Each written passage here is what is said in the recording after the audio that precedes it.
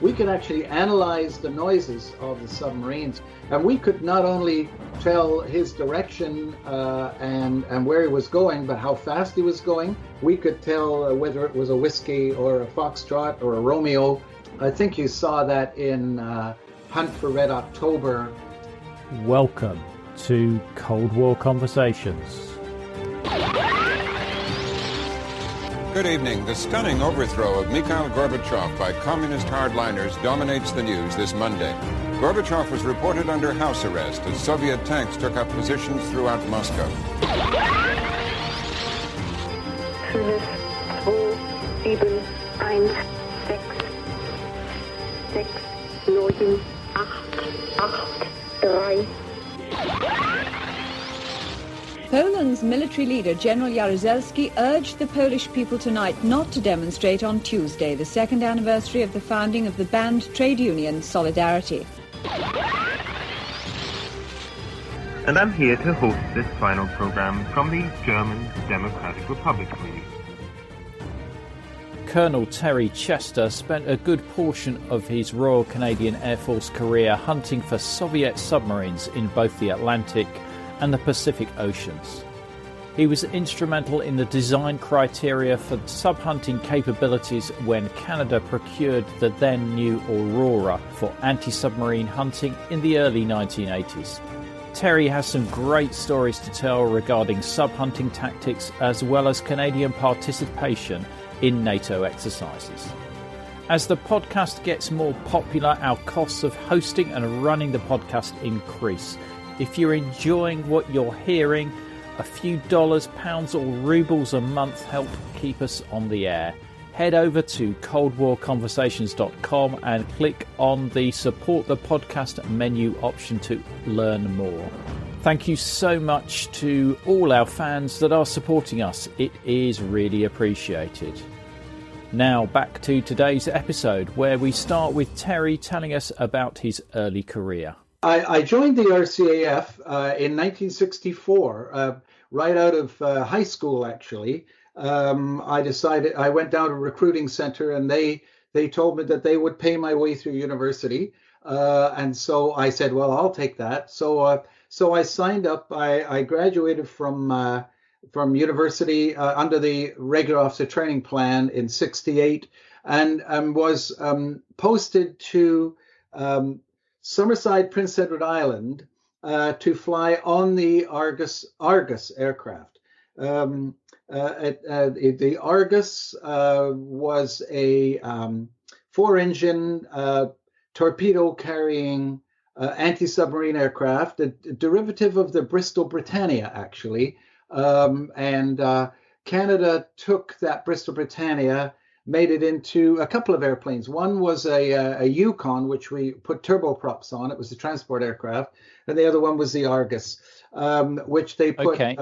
The Bristol Britannia, was that an airliner? Yes, it was. It was a British airliner, a very unique one, free-floating control systems. And for those that in the aviation business would understand, a very difficult aircraft to fly precisely, because the control systems were not linked directly to the control column. They went through a system of servo tabs. So you moved a servo tab, and that servo tab then moved the control column or moved the control surface in the direction you wanted. So it was very loose, but very easily maintainable. There weren't any large hydraulic systems. And in any event, the aircraft was always a handful. So when I got posted off to Summerside, I actually was a navigator radio officer for 3 years.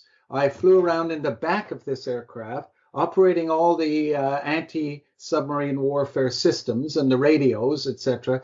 And then I decided I wanted a seat with a window, so I asked to cross-train to pilot, and I already had my private pilot's license. And so, unbelievably, they said, yes, okay, fine. So they sent me off pilot training. And when I got my wings in Cold Lake, Alberta, they immediately posted me right back to the Argus. And so I ended up moving up to the cockpit and flying it. And I spent the next 10 years flying and instructing down in Summerside and Greenwood, Nova Scotia, on the Argus aircraft. I traveled to pretty much every country in the free world. I never did get to the Soviet Union, but the Argus, being a long-range patrol bomber, it traveled extensively. So I was everywhere from Australia all the way up through Iceland and Norway and Denmark and etc. All through Europe. Spent a lot of time in the UK, flying out of the UK's bases up in Prestwick and down in St. Maughan in the UK, where you guys flew the Nimrods from, and working with the Americans and flying out of U.S. Navy bases all the way up to Adak, Alaska, and out of Thule, Greenland, and didn't get much down into Africa, although we were into the Azores and that sort of stuff. But our job was to patrol the North Atlantic and make sure that we had a good handle on where the Soviets, the Russians, were putting their submarines. So that was our expertise. All sort of came. Canada's role in ASW. We were recognized as one of the best in ASW. And oh, by the way, Ian, if I bounce into an acronym that you don't understand, or that you may not know, just stop me. ASW, of course, anti-submarine warfare. In 1962, actually, before I even started, I didn't start flying, as I said, till later. Canada's ASW force was brought to the fore. You may remember back in '62 was a Cuban Missile Crisis. And the Americans blockaded the Russian submarines and ships from sending missiles to Cuba, and Canada was involved in that. And our Argus aircraft was out over the oceans, monitoring the Russian submarines. First, as they came down through the GI-UK gap, that's a Greenland-Iceland UK gap, that spot of water in there north of Scotland, where all Russian submarines that want to enter the Atlantic have to come through that gap. And it's a choke point. And so we based out of Iceland, Reykjavik in Iceland, and also out of Bodo in Norway, and of course out of the UK, Scotland. And we were helping to monitor the Russians as they came through. And then as they transited down through the Atlantic, we wanted them to know that we were there. And we were armed with depth bombs and torpedoes.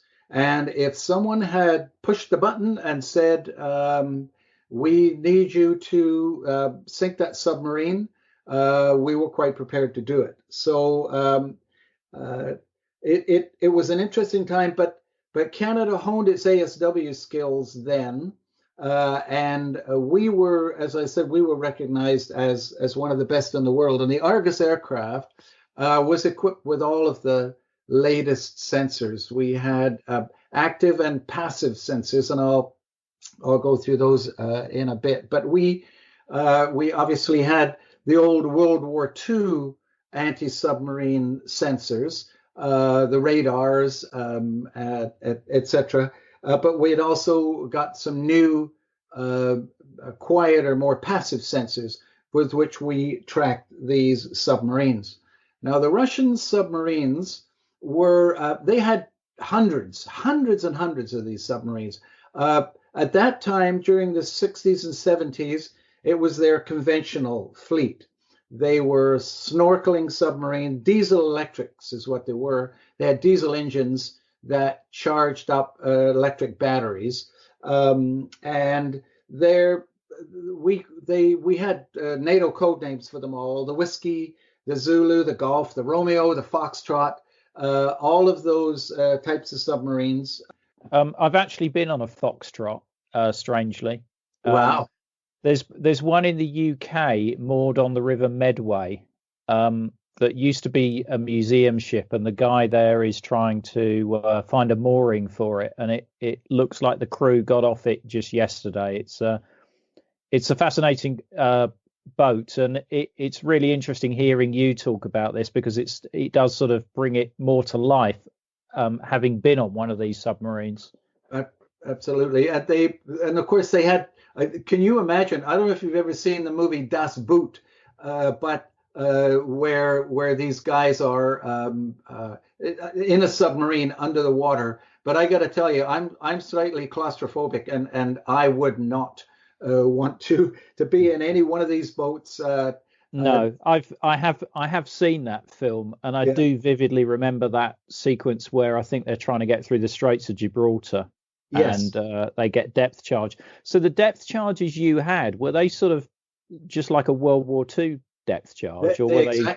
Yeah, it was a Mark 54. It was a depth bomb. I think it was about 100 pounds of TNT. We carried 16 of them in our bomb bays. We had big bomb bays, and we would drop them in a stick of 8 at a 30-degree angle to the MLA of the submarine, the mean line of approach to the submarine. So we would fly at 100 feet over the water, 100 feet. Now, our wingspan, you got to remember, in the Argus was 150 feet. So here we are at 100 feet, down low level, bomb bays open, coming in on the submarine, and we would fly across him at 30 degrees and drop and plan it. So we would drop 4 depth bombs on one side of him and 4 on the other, and then they were fused so that they would explode from the outside in, and so they would cause a concussion and break the submarine in half. Now, they were designed. They exploded somewhere between 100 and 200 feet below the surface. They had a little propeller on the tail that had to spin so many times before the bomb was armed. It was a real trick to be able to drop these precisely across the submarine. Of course, the submarine was in the process. He saw you coming, right? So he's in the process of doing a crash dive. The most effective time to attack the submarine, obviously, when he's on the surface or when he's snorkeling. And so you'd catch him either on radar or visually. With the Mark 1 eyeball, we used to call it, which was actually our best sensor, and then scoot in, drop down as low as you could. If you could come from up sun, just like the Hun in the sun, and then you'd drop your depth bombs on him. Then, of course, as he's you would assume that you didn't kill him, that he was still trying to get away. So then you would establish a MAD trapping pattern around him. And now MAD, magnetic anomaly detector, on the tail of the Argus, as there is in the Nimrod and the Atlantique and all ASW aircraft, there's a magnetic sensor right out on the tip of the tail. The reason it's out there is to keep it clear of aircraft electronics. Well, that detects large bodies of metal under the water. And so we would fly low level again, 200 feet, and we would do a trapping circle around where we saw his swirl go down, where his last known point was, and about a 2,000-yard circle, I think. And we would fly this, waiting for him to broach the circle. And our guys in the back are monitoring the equipment. And as soon as they saw a large deflection on their needles, then we knew we had flown over them. So we would drop a smoke marker in the water, and then we knew where he was when he went down, and we knew where he was when we got the MAD mark. So then we would just draw a line, and then we would fly down that line again with the MAD on again. And if we got another MAD mark, then we would drop a couple of torpedoes. And we also had torpedoes in the bomb bay, Mark 44s, I think. Yeah, Mark 44s. We would drop a couple of those on his where we projected he was. We would actually drop them on the next MAD mark, is what it was called, and then listen. We also dropped at that time. We would drop listening devices, sonobuoys, into the water to listen for his noise, for the noise. Mhm. Now, one of the big vulnerabilities of a submarine is its noise. They make noise, a lot of noise.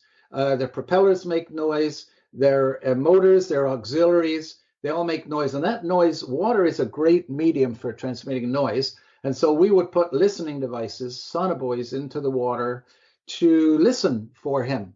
And we got so sophisticated later on with listening to that, we could actually analyze the noises of the submarines in some of our later equipment. And we could not only tell his direction and where he was going, but how fast he was going. We could even identify the type of submarine it was by the engine noise.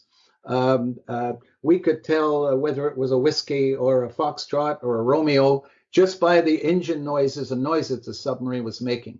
I think you saw that in Hunt for Red October and all those guys. Those acoustics guys, we called them, they were magic. And they, Jonesy, they could listen to the sound the submarine was making, and they could tell you that the guy had a chip in his blade or that the turbine was running slightly off speed, et cetera, et cetera. And so that was...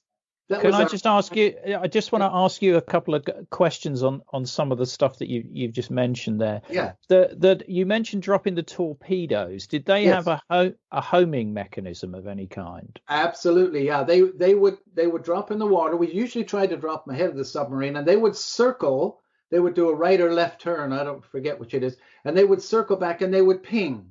They had their own little sonar in them. And so they would ping out. And when they acquired the target, they would home in on the target and explode on, I think it was a proximity fuse, or maybe it was on impact. They would explode when they hit the submarine. Absolutely. They were active torpedoes, and the submarine knew they were in the water. He could hear them as they were trying to acquire him. And he was obviously trying to wriggle out of that with the torpedoes. Now he had noisemakers he could put in the water, and they had ways of putting a knuckle in the water, they called it, where they would turn rapidly, create a large air bubble, which they hoped the torpedo would home on.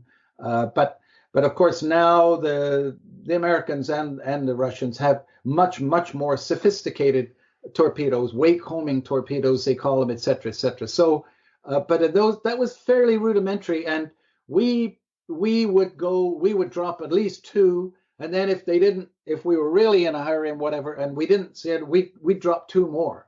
I mean, we were trained that it was very unusual, that you would ever acquire this guy, and when you got him, you didn't want to let him go. Our objective was to fill him full of water, and so we were motivated to do that. The crews that we had crews of about 17 to 20 people that worked as a team. If I have more, I'd like to talk to you about another hunting tactic that we used that really brought the teamwork together. It was called Julie. Julie was a very interesting way of locating a submarine under the water. It was explosive echo ranging is what it was. So when the submarine went down, the navigator, tactical navigator back would direct the pilot over the spot, and they would drop some sonobuoys, those listening devices. And when we dropped the sonobuoy, we would drop a small explosive charge with it that would detonate when the hydrophone from the sonobuoy was at depth. And that would send out a little explosion of the water, and we would be listening to that, and then we would hear if there was a return echo. And when we got the echo, the guys had these paper charts. They could actually measure the time, and we convert obviously the time into distance around that sonobuoy. So we got an echo off a sonobuoy, so we knew that if we got an echo, that the submarine was, let's just say, 1,000 yards from that sonobuoy, anywhere on that circle. So then we would drop another sonobuoy with a charge, and if we got another echo, then we'd have 2 points. and the nav would be plotting this on his chart at the back, and then one more for triangulation, and then we had a fairly good idea within 200 or 300 yards of where that submarine was. And then we could go over there with the MAD to verify that. And then once we got a MAD contact, the MAD told us within about 200 yards where he was. It was very accurate. When we got a MAD mark, we knew that that's exactly where it was. So we could actually attack off MAD and drop our. So, but that Julie sequence required extreme crew coordination. We had a nose observer in the glass or the plexiglass nose of the Argus. He had a visual plot, and he said, Sonoboy 10 is over there. There's a smoke, a turn right pilot. The pilots were driving the aircraft. The nav was telling them what sonobuoy to go over, on what heading, and on what altitude. Then he would call for a drop of a particular channel sonobuoy, and the ordnance guy in the back would have to drop it out. When he was told, along with a smoke or a charge, and it was like a ballet. When a crew was doing Julie and the instructions were coming, and they were yanking and banking. Remember, you're 200 to 300 feet above the ocean, and they also did this at night, where there was a significant chance of disorientation, especially on a clear night. And there's a sad story. We did lose an Argus back in about 64 off Puerto Rico that was doing a night ASW exercise and actually crashed into the water. And they believe that the pilots got severely disoriented, low level, and you had the stars up in the sky, a black sea and sky, and then you had the lights of the sonobuoys in the ocean. And they believe he might have been disoriented at 300 feet or so and just turned into the water. But the crew were worked up. We were motivated, and we wanted to find that submarine. And later on, then we got another system called Jezebel, and Jezebel was another way of analyzing the acoustic signature of the submarine. But the beauty of Jezebel was that it was passive. That is, the submarine didn't know you were there. And we dropped these sonobuoys in, and we just listened. And you could pick up the signature of the submarine. And like I said, we could analyze it. And then we would drop little barriers where we thought he was going of these sonobuoys, and then monitor the barrier for this guy to pass it. And then we'd put another couple of barriers. The submarine, not knowing you're there, he's not going to change course or anything. And we could track this guy for hours, being completely unaware that we're tracking him. And so that even applied when the Russians went for nuclear submarines. Nuclear submarines under the water are also extremely noisy. They're a lot quieter these days, but we had some great times for hours and hours just tracking. And then when we went off station, we would actually hand over our contact to the guy relieving us and say, "Here he is. He's on this sonobuoy here. Have a nice day," and off we go home. So it was an exciting time for us all. We had a defined enemy, and we knew how to find him, and if necessary, we knew what we had to do to neutralize him. And they were heady days for us all because we had good equipment, we had very, very good people, and we had a mission. We felt very, very proud of what we were doing and our capabilities to help deter this threat. And I mentioned to you before how we were motivated to do that. Our bosses and our political leaders did a great job of demonizing these people, telling us that they were going to kill our wives and children in their beds, and that it was our job to get out there and make sure they didn't. And so we would go on these 16 to 18 hour patrols, and that's how long they were.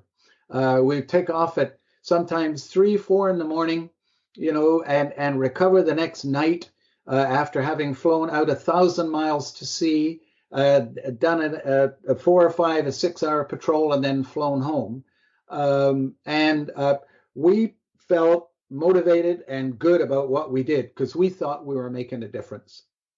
And how did you deal with that length of time in the air? I mean, was boredom come into it?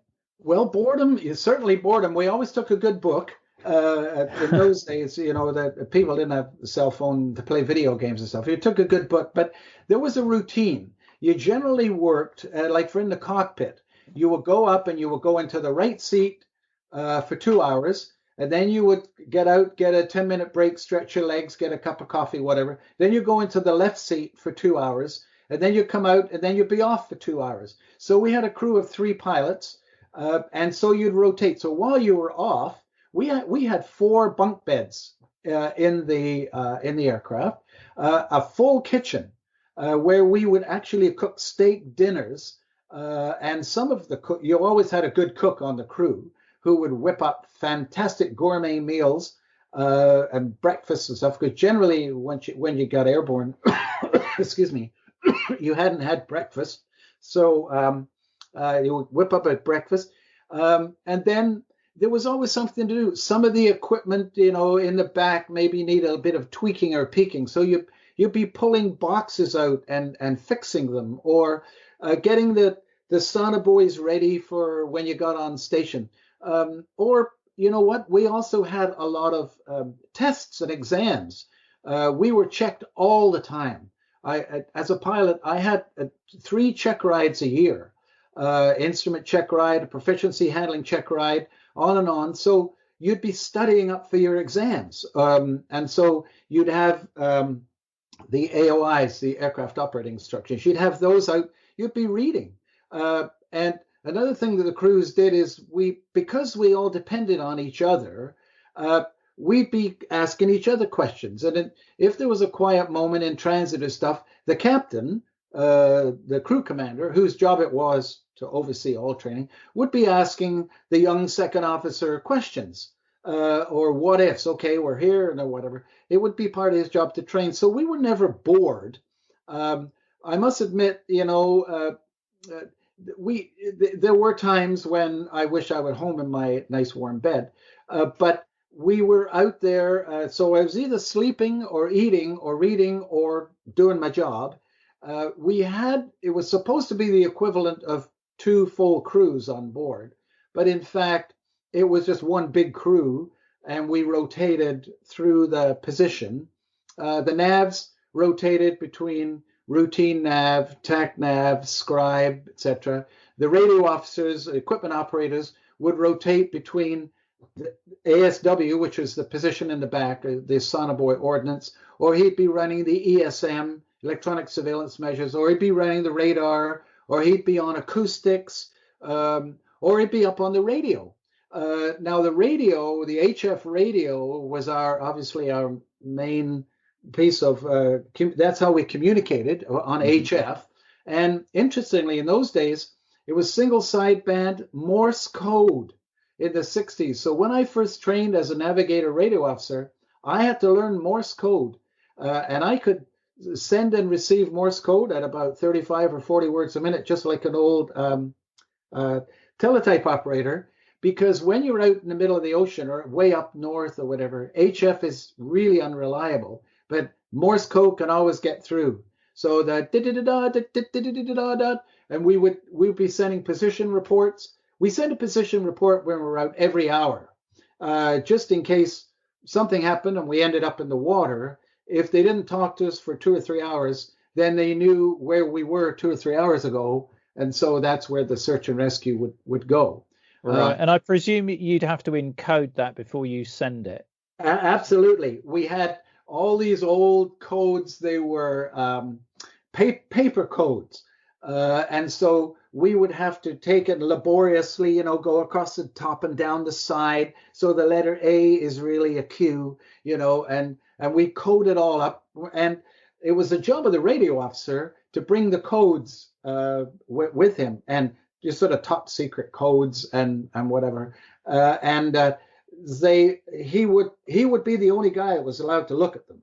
And so when the nav would say, okay, it's time to send the hourly message, he would give it in on a piece of paper, and the radio officer would code it up and then send it out to base. And then of course base had the same set of codes for the day. They would decode it. The codes were only good for 24 hours. And then they would have our position. So later on, single sideband radio got better, and we could talk, use voice, but still all coded. And then much later, it's just towards the end of the life of the Argus, we started getting radios where we could insert a coded card, and we had a teletype, so we could actually type the message out. It would be coded up, and it would go out just like the German submarines did with Enigma. But it took us until almost 1980 to catch up to that. But that was that was later on, and the Morse key kind of went by the side. But even to this day, some 50 years later, I can still send and receive Morse code. It was drilled into me so much that it was one of those things you never forget. I'm probably not as fast as I used to be, but yeah, the codes and security were something. Quite often we will go out on what's called a covert mission. In other words, we didn't want them to know that we knew where they were playing the big games. One of the things we did, the Americans had a really great system called SOSUS, Sound Underwater Surveillance System, something like that. And they had, they still may have it, but I know it's not secret anymore. We were not allowed to talk about it in public, but it's been in Reader's Digest, so I'm sure I can talk about it. Oh, well, you're fine then. It's in Argentia, Newfoundland. There was a base there, and also down through the States, and I believe there were a couple up off of Norway and Denmark, and certainly in the UK, where they had these underwater listening devices that permanently there, connected by a long chain, and these would pick up the sounds of a submarine coming by, and they would transmit that position to us, and then we will go out and verify that with our sonobuoys. Well, because of the secrecy of this all, we quite often we would even use when we took off, just like in World War II when the Lancaster bombers were heading over, we would get a green light from the tower, literally, and take off. Wouldn't talk to anybody. Would go due regard. Out over the ocean, low level, not send any position reports, nothing. And we'd be out there for like 10 to 12 hours, all by ourselves, no lights, no nothing, secretly out there, listening and monitoring. And then, of course, we come back with all the tapes and all the data and put that into the system. And the intelligence system would then update all of their data with that. So those were times we didn't tell anybody where we were going. We were like secret squirrels, just churning about out there over the ocean. And it was kind of exciting, we kind of felt close. Here we are sneaking about over the ocean. Of course, there's no one else is stupid enough to be flying around at 2,000 or 3,000 feet over the Atlantic. So we weren't worried about running into anybody because all the airliner traffic was all up at 30,000 feet, where we couldn't go. Remember, we were just radial engines. We weren't pressurized. And we had very occasionally, little anecdotes, we would talk to the we called them the aluminum overcast, the aircraft up there. We'd hear them talking, Speedbird 526, flight level 600, and we call back and say, hey, Speedbird, we're at 600 as well. I said, oh, really? Well, yes, 600 feet. We would have some great times. Every once in a while, those old Wright 3350s would not work well. They were air-cooled cylinders, and if if the spark plugs didn't work in one of the cylinders, there 18 cylinders on each engine, and if the spark plugs went out, the cylinder would cool down and it would crack. So we had to shut that engine down. So one day I lost an engine. I had a cylinder. My flight engineer, who handled all the engines, said, we've got to shut down number one. We've got a dead pot, which is a cylinder. So we shut it down and we returned home. Well, we tried to call in via HF radio to tell them we were coming home with a dead engine, and we couldn't get through. So we went to the aluminum overcast, VHF 121.5, and said, would you relay this message, please, to Halifax Military? We're coming home with a dead cylinder. And the guy said, I think it was Air Canada, or was it? Certainly, we'll relay that. So they relayed it over their net. Then I heard another guy on the net say, Air Canada 524, this is Boeing, British Airways. So yes, what is that? What's a cylinder? You know, we kind of felt, okay, fine, whatever. But we, the old Arcus aircraft, she brought me home. I have about 6,000 hours flying that aircraft. She brought me home many, many times on 3. She could fly on 2 and even 1 at very low weights, but it was quite routine actually after a while to do 3 engine landings. We were very, very good at it. And my old flight engineer would say, if we were meant to land on 4 engines, we'd have 5, because they were a wonderful engine. About 3,300 horsepower we got out of that thing. Or was it? Yeah, 3,350 or something like that. No, 3,700 horsepower out of a 3,350 cubic inch engine. So we were actually getting a horsepower, more than 1 horsepower for every cubic inch. We had anti-detonant injection, which is an ethylene glycol mixture we used to inject into the cylinders on takeoff to give us more horsepower. It cooled the cylinder down. And we could drive that baby. Cheap, noisy. It converted 115, 145 into noise and very little forward movement. But it was a wonderful old airplane with all the sensors, a wonderful crew, motivated, and we thoroughly enjoyed flying it all through the 70s, and then of course at the end of the 70s, it was at the end of its useful life, and we got ourselves a new airplane, still engaged in the Cold War, and I was involved in that. I was instructing on the Argus then in Greenwood. And I got involved in the introduction of the new aircraft, was new then, the CP-140 Aurora, which was an American P-3 with the guts of an S-3 Viking. The S-3 Viking is a carrier-borne ASW aircraft, very swept-up avionics. Well, Canada took the P-3, worked with Lockheed, and we put the interior and the sensors from a Viking inside this P3, and we called it the CP-140. Right. And we bought 18 of them, and we were back on top of, we were kings in the ASW world again, because now we had a new airplane, new capabilities, and I have to tell you, all my friends in the USN were green jealous because we were able to do things like single buoy Doppler tracking of Soviet nukes.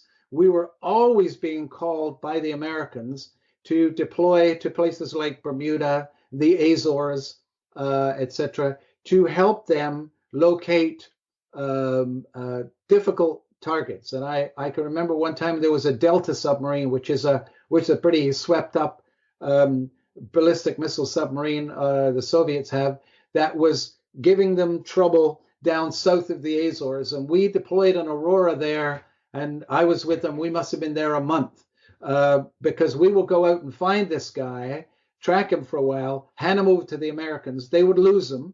Then we'd have to go out and find him again and hand him over to the Americans, and they would lose him because we had a really good team of expert. Our acousticians were officers, trained officers, university degree officers, who were at the top of their game. And they could manipulate their equipment and find needles in haystacks and stuff. So we were on top of our game with the Aurora once again. And the Auroras are still with us. I was lucky enough to go down to Burbank and help to bring some of those aircraft back home, and then help to set up the training unit in Greenwood, where I taught other people how to fly this airplane. And it was like going from a Model T Ford to a Maserati. I mean, we were kids in a candy store with this brand new airplane, and we thought we were God's answer to aviation.